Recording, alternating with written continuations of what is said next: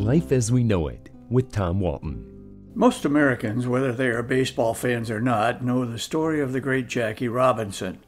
With all due respect to Moses Fleetwood Walker, who broke baseball's color barrier more than a century ago right here in Toledo, it is Jackie Robinson who is recognized as the first African American in baseball's modern-day major leagues. Fittingly, his story of performing at an elite level on the baseball field while courageously enduring unimaginable bigotry will be told once again this month during Black History Month. But there was another side to the man.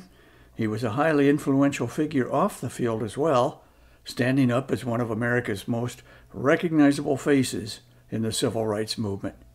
He became baseball's first black television analyst and also the first black executive of a major American corporation. Any idea which one?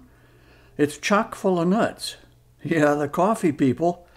It was in that capacity as a coat and tie corporate vice president that Jackie Robinson wrote a letter to President Dwight Eisenhower in May of 1958, taking the president to task for what Mr. Robinson perceived as insufficient attention to the plight of blacks in America. Mr. Robinson had attended a speech the day before by the president in which Ike urged America's black leaders to have patience in their quest for equality.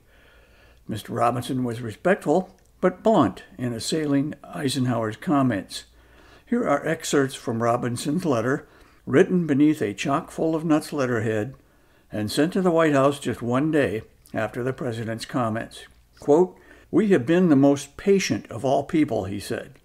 "When you said we must have self-respect, I wondered how we could have self-respect and remain patient, considering the treatment accorded us through the years. You unwittingly crush the spirit of freedom in Negroes by constantly using forbearance, and you give hope to those pro-segregation leaders like Governor Faubus, who would take from us even those freedoms we now enjoy. Your own experience with Governor Faubus is proof enough that forbearance and not eventual integration is the goal that pro-segregation leaders seek."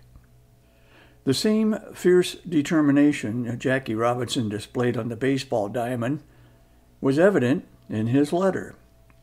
17 million Negroes, he said, cannot do as you suggest and wait for the hearts of men to change. We want to enjoy now the rights that we feel we are entitled to as Americans. This we cannot do unless we pursue aggressively the goals which all other Americans achieved over 150 years ago. It's not known how much Robinson's letter influenced President Eisenhower, but the president did sign the Civil Rights Act of 1957, creating a permanent civil rights office in the Department of Justice. Jackie Robinson proved that he was a lot more than a ball player with guts. He used his status as an American icon to further a noble cause. Number 42 was a Hall of Famer in more ways than one. Life as We Know It is written and hosted by Tom Walton and is a production of WGTE Public Media.